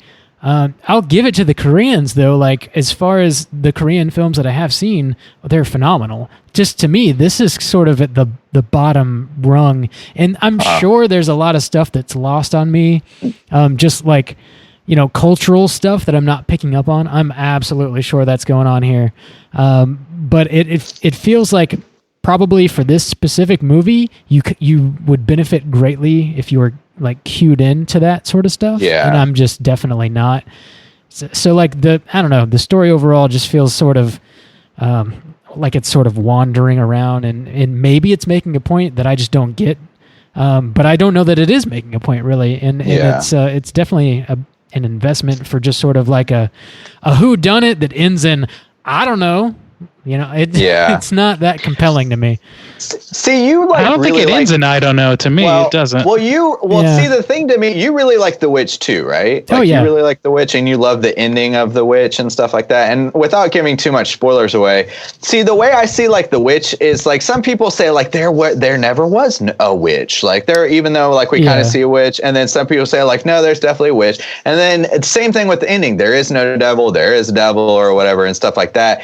And really, that doesn't necessarily matter to me. Like that kind of like you could talk about those things and it's interesting, and kind of in the same way, is it the woman, is it the Japanese man, is it the devil, is it all kind of culminates in this tragedy is kind of like the experience. And that's kind of the same way I see this movie. It's like I can make a case for there is a witch, there isn't a witch. I can make a case for it's the woman, it's the Japanese man. But really, in the end, it's all just terror. It's like the family, like the tragedy of it. It's so to me, it's actually a very similar type of movie. And so that's why I was curious. Like you really enjoy that witch ride and how the witch ends. It seems like the devil, the Japanese man becoming a devil, like really like impacts you. Yeah, it does for sure. Well, so like specifically speaking about The Witch, like I have way more context with that. Yeah. Whereas like the only context I really have for this is like the biblical stuff,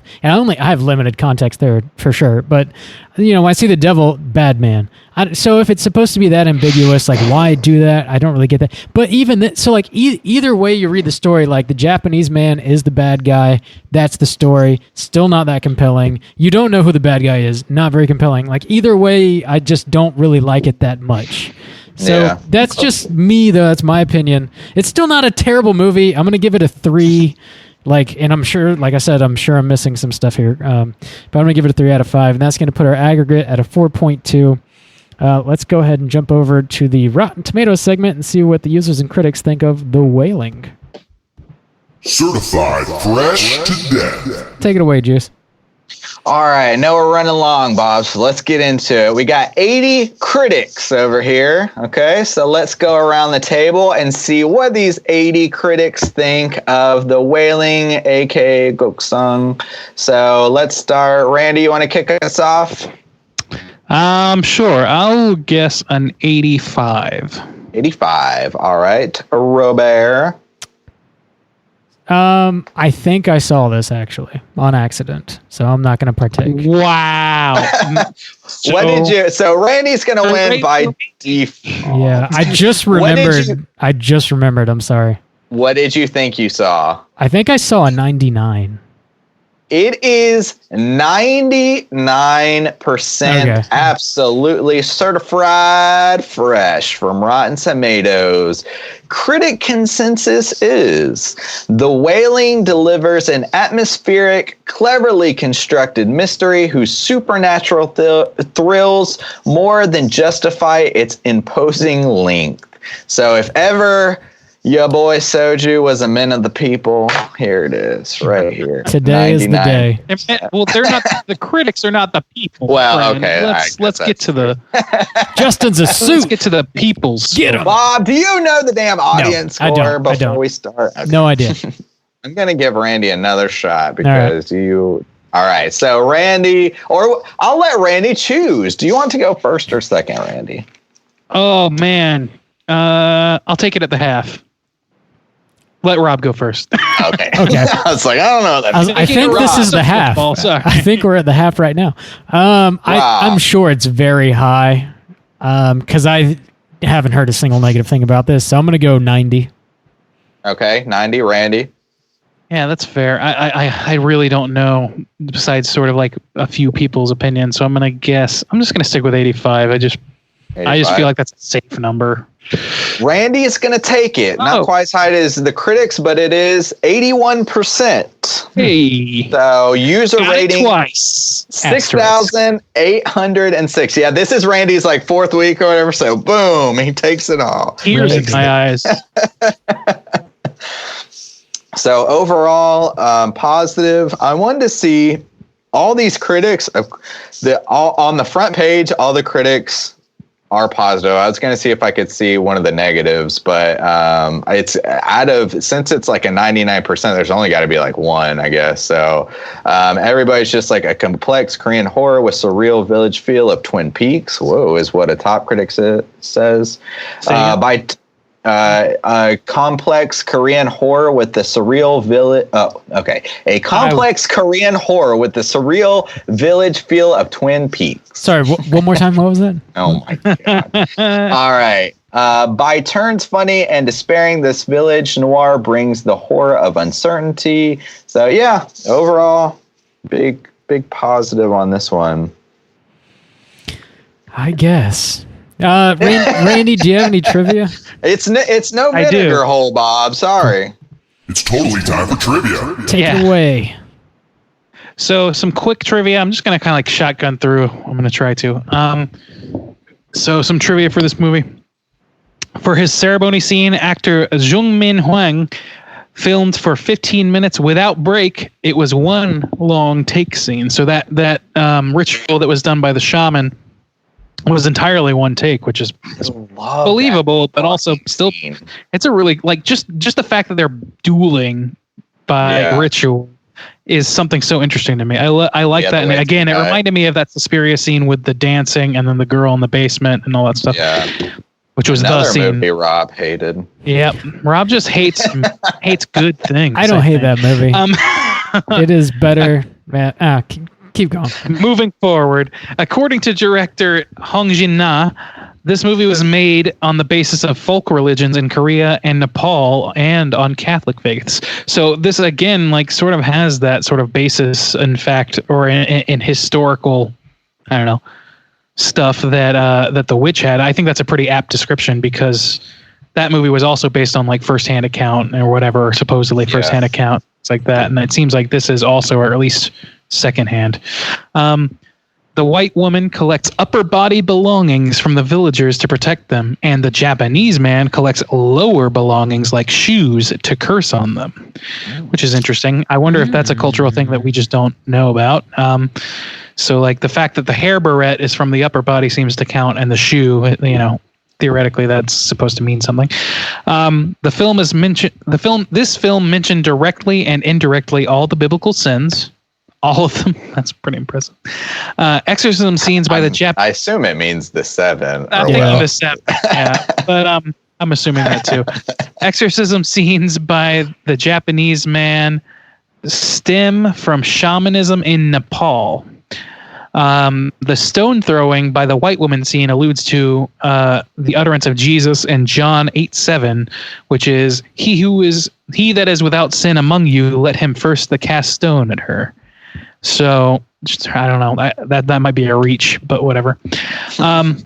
Originally, this film had chasing scenes between the woman of no name and the stranger, who is the white woman and the Japanese man. Yeah. But director Hong Jin-na deleted these scenes. He thought they might cheapen the mystique of Woo Hee-chun's character, the white woman. And then finally, this is our last bit. Hwan Hee-kim, who played Hyojin, Jung-goo's daughter, practiced modern dance for 6 months to perform the scenes of her being possessed by the devil. So good on her. Yeah. So yeah, just some really baseline trivia there. But yeah, I think that like the idea of it being sort of like drawn from sort of like folk tales and things like that. I mean, that was pretty obvious on some capacity, but I think that sort of lends credence to the idea that maybe these are even like two different cultures, devils dueling, maybe dueling for the fates of this. Yeah. I mean, you could interpret it a million ways. To me, like the obvious way is the way that I'm more stuck to, because it's the one that makes the most sense to me. Yeah. Which is that the white woman was trying to save them, but you don't know that until the very end where it all goes wrong. And the confusion of the main character, no matter what, is the main point. But yeah, so that's our trivia, and there we go. Cool. Is there a cooter in this movie, you guys think? I don't know that I really have a candidate to The closest one might be the shaman. I like every scene the fucking shaman's in. Like he cracks me up. I don't like his whole demeanor. The first time he comes in on this like fucking sports car, he's got this like slick ass suit on. He's got the bun or whatever. But then like when he's like doing his crazy dance, he fucking gets into that shit and he like fucking throws the blood all over his face and like spitting blood onto the swords. That's some cool shit. But I also thought like, maybe he like could reach like cooter territory, especially since at some points you think like, oh, he's actually like the bad guy or whatever. Because you could say like, oh, manipulation, because then like he's manipulating. 100%. Yeah. That's so then you would be like, okay. And he has to like pay him $10,000 for a ritual. So either way, whether he's good or not, it's I'll like, save your life shit. for $10,000 is kind of like a cootery thing to begin with. So manipulation would be on there. His like garb is actually always like really sweet, but maybe his man bun, I don't know. You could throw it. Yeah. I don't know, man. I think it's a stretch. I would. Yeah. Stretch on the shaman. He was he would be the only one that I would even like bring up. I mean, I guess you could say like, oh, if the Japanese man was like sexually like infecting people or whatever, like sexually like possessing them, then that would be sexual deviance. But I don't know if that's really true though. Yeah, so it's exactly. Yeah, we don't know. Yeah. I'll just go with a no cooter situation. There's not enough evidence to convict. Me too. I'm not. I got no candidate really. The jury is hung, huh, Randy? Hung jury, well hung jury. Well hung. Gracious. Got to get one in an episode. Let's go ahead and get into some horror news. Extra. Look at that, Bob. We're not even running over anything. Just plowed us through, and look how early we are. We're just plowing now. So there's this movie coming out. It's going to be called Witch Hunt. So it's going to be shit. That sounds like a political drama, but yeah. I actually don't know anything. You didn't make me watch a trailer. So where's my trailer? There is no trailer yet. It's just been announced. So there's a director by the name of Elle Callahan, who just made a movie called Head Count, which I'm unfamiliar with, but her next joint's going to be called Witch Hunt. It's a supernatural thriller, and it's set in a modern-day America where witches are real and witchcraft is illegal. Witch Hunt follows Claire, who must face her own demons and prejudices as she helps two young witches elude authorities to seek asylum in Mexico. So, politically charged, for sure. Oh, speaking of, like I said, it's a political drama. Yeah. That's what's happening. I am intrigued. It's going to have Abigail Cowan in it from Chilling Adventures of Sabrina, and Christian Camargo from The Hurt Locker. I'm not exactly sure who that is in The Hurt Locker, but yeah, I don't either. I have not watched it. Oh, it's good. I don't know. It's been a while though. It's I'm intrigued by the premise for sure. And it's I guess like movies like that, I'm always like, it's kind of like the X-Men a little bit too. It's like, I guess it depends on like the abilities of like the witches. Like, witchcraft is illegal, you're an outsider. It's like, dude, if I had like Harry Potter magic, fuck you, I'll turn you into goddamn frog, bitch. Like, get the fuck out of here. I'll do whatever the fuck I want. But if they're just like throwing like charms and shit, then it's like, I want the takeaway here to be that Juice is Voldemort. Voldemort Stains. I'll turn you into a fucking frog, bitch. I'll mind my own business. You must not be Stains. Is in the school and stuff like that. I'm not trying to rule anybody, but if somebody's trying to come to my house and lock me up, I'll be like, bitch, do you not understand I'm fucking magic? I'll like, fuck your shit, dude. He who must not be stained. He who must not be stained. I will like fuck your shit, dude. I love it. Soju stains. Magic stains. I'm not trying to take over the world or anything, but I mean, my business is my own. That's a principled stance. Thank you for that. Stay the fuck up out my business. Soju stains. My business. Business stains. Because it's mine, oh mine. So, yep, that'll be coming out eventually. We have an upcoming contest to find all of Juice's Horcruxes. So shoot us a line and we'll send you a pin. I have 69 Horcruxes.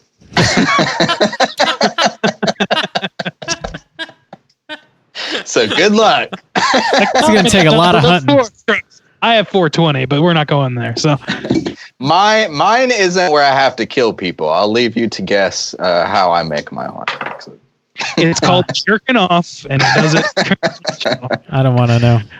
I don't want to know. I jerk off onto a different item, and then it becomes a different Horcrux. That's all right. It's a real easy system, actually. I know, man. You can make a ton of those things. Shit, I think I've got a lot of Horcruxes.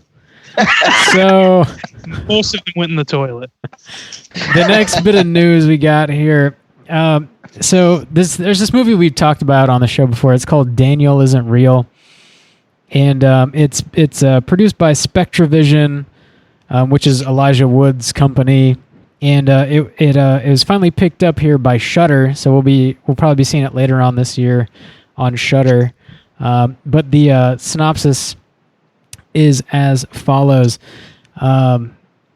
So the in the film, co-written by Mortimer and Brian DeLiu, based on DeLiu's book, which is entitled In This Way I Was Saved, troubled college freshman Luke suffers a violent family trauma and resurrects his childhood imaginary friend Daniel to help him cope. Charismatic and full of manic energy, Daniel helps Luke to achieve his dreams before pushing him to the very edge of sanity and into a desperate struggle for control of his mind and his soul. This has been kind of making the festival rounds. It just showed at South by Southwest, and people are kind of flipping their shit over it. Especially this coming off the heels of Mandy, which is the most recent Spectravision joint. I'm definitely looking forward to it, man. I'm hoping it's another banger like Mandy was. Yeah, I mean, I guess that's the thing about the festivals is it's like if it's getting buzz, like there's got to be like reason, you know. It's not like it's not like critics being like, oh, you know, or whatever. It's like people have now seen this movie and they're like saying things about it. So it's I feel like it's more likely for a movie that is good to be ignored at a festival than a good movie to be ignored at a festival. Does that make sense? Yeah. I'm sorry. Yeah. So yeah. I think so. I hear you. I think it's like I think like a movie can be overlooked at a festival. Sure. Yeah. But if somebody's saying it's good from a festival, then there's probably a good reason for it. It probably doesn't. They probably have a reason for it. Yeah. Let's put it that way. Yeah. So probably at least got a redeeming feature. Unless you're Bob and you don't like Suspiria, but you like Hellboy, then it might suck. Oh, we're not getting vinegar into this. stroke here. We're not getting into this. I'm not taking the bait. So yeah, we'll probably be getting. At least you like Bon Me though. Yeah, right. We'll probably be getting that. I imagine around spooky time on Shudder, if I had to guess. If I was a betting man, so keep your eye out for that. So I can't remember if we mentioned this or not on the show before, but they're making another Ghostbusters movie that's going to be a direct sequel to the original movies. Yeah, exactly. So the latest news is that Paul Rudd was cast to be in this Ghostbusters movie that's coming out next year. The tentative title is just Ghostbusters 2020, and Jason Reitman's coming back to direct it. In addition to that, the only thing that we know for sure, it's also got Finn Wolfhard in it, which, you know, duh, why not? McKenna Grace, Carrie Coon, and Sigourney Weaver's coming back as well. So yeah, July 10th, 2020 is the release date. Do you guys give even the slightest shit about this? No. Same as the last one. Me either, man. Yeah, I mean, I brought it up before. Like at this point, it's literally like I had said it before. It's not like a Lord of the Rings type situation, or even like a Game of Thrones, where like this world has been created that needs to be explored. It's like it's New York in the '80s, and there's cartoon ghosts. Like let it be. Like just let it fucking be. It's like just a complete obvious cash grab. And I mean, I was a big fan of the cast of the first one, but I didn't have any real faith in it. And it turns out that faith was properly not placed there. And that's pretty much where we're headed with this. As much as I love Paul Rudd, as much as I love like all those people you mentioned, it's not necessary, and it's especially because it's so quickly after the bomb of the last one. Like it just feels so cheap and so like. I just feel data mined just by its very existence. Yeah. I feel like somebody knows that we all like the Ghostbusters, and they have to capitalize on that knowledge, whether or not we want to be whether or not it's like worthwhile or not, it doesn't matter. They just have to make that fucking dough. I was actually more excited about the last one that they did, which I didn't really like that much, but this just don't do it. Like stop.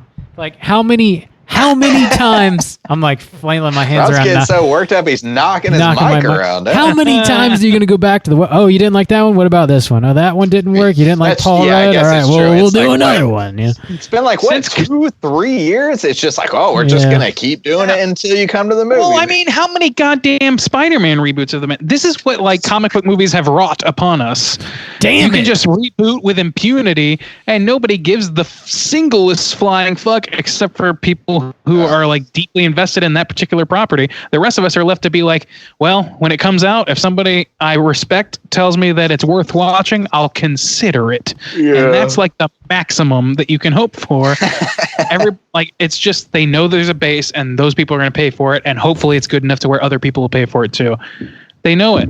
And so they're just throwing all their fucking eggs in these baskets. They're making them, and there's nothing you can do to stop them. It's a plague. It's a fucking plague. You gotta pander to your base, and then you'll win.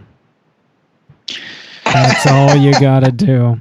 So, Lord, you guys are getting into voting season, yes, huh? it's already great. It's already the best time of my life. So, I envy you. The next bit of horror news that we're going to be talking about here. So, Horror Noir was this documentary that hit Shudder earlier this year in February that basically showcased black horror movies, like the history of black horror movies, and they're coming back with a new documentary that's going to basically be doing something similar, but it's going to be covering the history of queer influenced horror movies. Nice. So this is going to be like all about LGBTQ plus horror history. Is it 99% about Nightmare 2, Freddy's Dead? Right. See, when I first saw the headline, I was like, oh, so that's all about Nightmare 2. Like, that's just where my mind went. 100% about Nightmare 2. But there's so this is going to be brought to us by director Sam Weinman, and he goes on to say the film will examine the coded, sometimes problematic depiction of LGBTQ characters in films like Sleepaway Camp. Sleepaway Camp. I was going to say they're going to definitely. I was about to say, wait a second, spoiler! Don't mess anything up. Oh no. High Tension and Jennifer's Body, etc., etc. It's going to chart the course of queer subjects and creators in the horror genre from the silent era through present day, much like Horror Noir did, which that's really intriguing to me. I look forward to that. It's going to be coming out sometime next year on Shudder again. Man, Shudder is just killing it. They're killing it. Specifically with their original content, man. It just gets better and better. Like I can't wait to see the Creepshow show. I can't wait to see this shit. They're making they're getting that freaking Daniel Isn't Real movie. They're just like they got Joe Bob. Joe Bob killing it. Joe Bob. I bet he want to talk to some interesting fellows. We'll find out one day. Maybe. I kidnapped him. Yeah. We don't have any hotline screams, do we?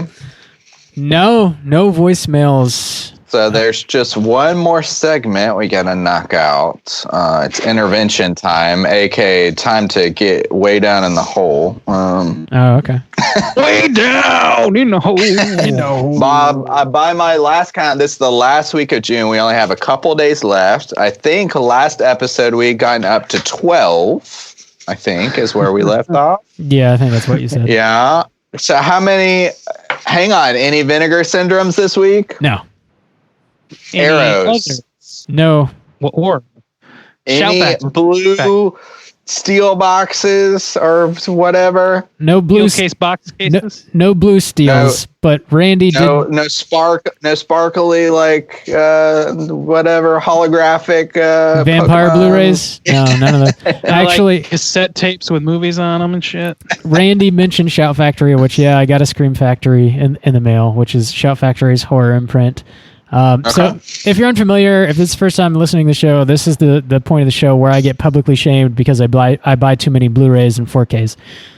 Maybe we're just promoting all of these awesome things that you purchased. That too. It's sort of syndrome. Double-edged sword, right? Double-edged sword. It is. I know. Bob, where are you getting your movies? Where are you getting your Bob's Blu-ray? I'm always said you got to make smart investments, and I think you're doing it, man. This is the stuff you'll retire on, baby.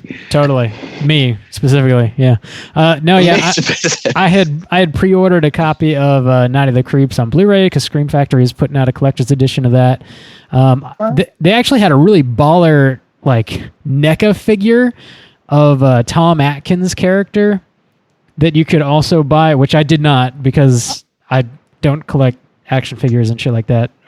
But they had you man of principles. No, it's that's just too much.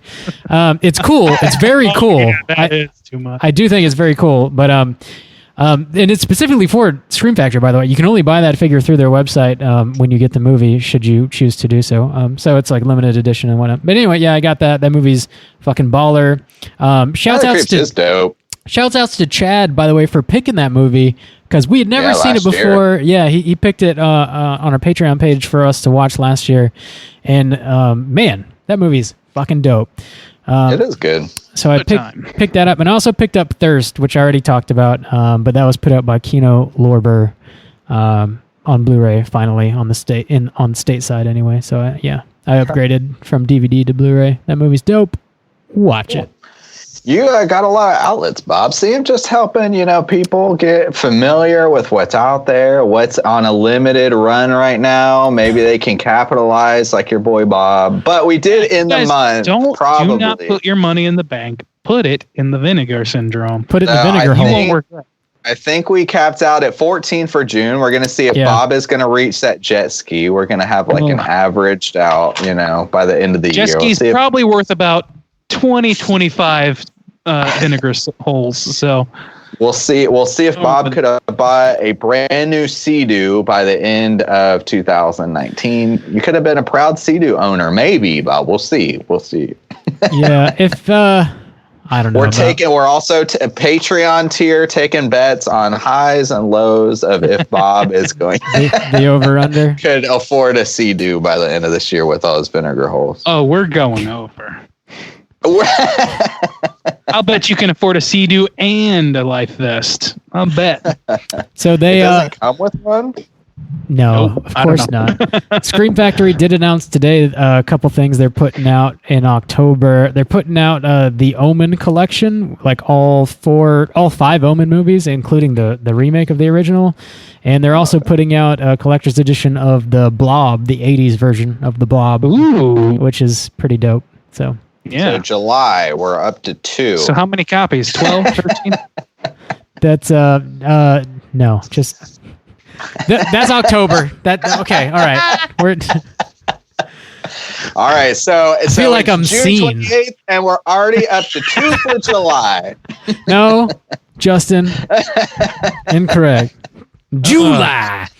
So that's July. So everyone get excited. You boys coming in for a live show.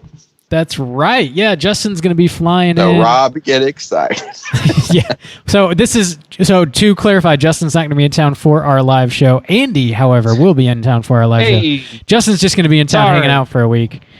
To do a show live. In my dining room. We're going to be recording in my dining room. Live from Rob's dining room. See, Juice was going to be on the live stage show, but they decided that it's more valuable to remain nude for their recordings than to be in public. True. So that's accurate. You got to make your hard decisions sometimes. So really, you're hard with us. Hard decisions. Hard. #hard with us. That's gonna do it for us this week. That is our hashtag. At Straight Chilling. That's one of our hashtags. It's the most important one. We're gonna be back next week with a brand new show. I'm so excited. We're going to be talking about Ari Aster's fresh, hot new joint, Midsummer, finally dropping. We're going to be chopping it up. We got to warn, though, it does come out next week, which is a holiday, so it will be a little delayed episode. Yeah, you probably... It's a new movie, too. Yeah, it's a new movie dropping on Friday. You'll probably find it in your feed later Sunday evening, I would imagine. So, it'll be a couple days late, but keep your eyes out for that. Until then, please rate, review, and subscribe to us on iTunes. It's a really easy way to support the show. It helps people find us that don't know we exist, and it truly does help us out more than you will realize, and it only costs a minute or two of your time. You can find us on Twitter at STR8_chilling. We're on Instagram at Straight Chilling Podcast. You can send us an email through our website, straightchillingpodcast.com. If you want to join us on our Slack channel, we talk about the movie of the week. We talk about video games. We talk about music. We talk about horror news. We talk about margaritas, tequila, whiskey today, all kinds of crazy shit. Just let me know on any one of our social media. Yeah, Soju. Any one of our social media outlets, and I can send you a link to join us on Slack. If you want to call in and leave us a voicemail, you can do that at 904-638-3231. Watch Justin play video games.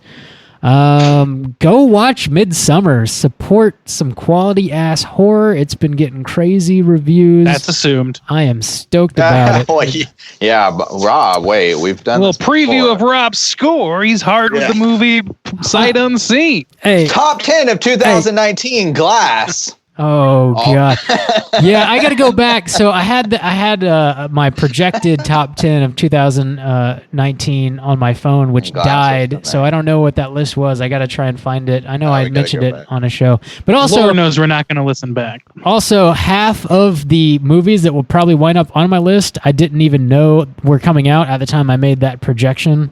So, I don't know. It's sort of like whatever. So you think Glass is not going to make it? No, Glass is a piece of trash movie. It's so bad. whoa. It was guaranteed to be But if it so came out- good. But if Just it came like out on Vinegar Midsummer. Syndrome, it would be Just like- $30 out of your pocket. I would not. I do not own that movie, and I do not intend to own that movie. It's very bad. Put a What if steel case on that. limited? In your What if it? Oh, yeah. What then- if it's holographic, Bob? if What if they you get all the only, lyric? if somebody What if put it's out, got a holographic Charizard level glass? What if it's got a holographic lyric booklet, Bob? does it Are you gonna come buy with it? a Shyamalan action figure? Because if so, I'm buying it. Oh, it doesn't come with a Shyamalan action figure. Full- It comes with a David Dunn action figure, which No. is just a man in a raincoat. I don't want that. That sounds. It's really it's just a leftover it promotional. Comes with it comes with a leftover It Funko Pop. Why does this say Georgie? It doesn't matter. It doesn't matter. No, it's Bruce Willis. Oh, that movie ties in with Glass Universe. Why does Did you this know? say Spruce Willis? It doesn't even say the character's name. It just says Bruce Willis. It's in a raincoat. It's just a generic white Funko Pop in a raincoat. Bruce Willis? It's just actual Bruce. He shows up. Hey man, what's going There's on? no distinction other than he's in a raincoat. I really appreciate that $50. A Thanks. steel case. Have some laughs. God. That's that's it. That's all we're going to be talking about tonight. So tune in next week. See what we think about Midsummer. Put your cheeks in the seats. Check it out. I like Tiki Randy. T-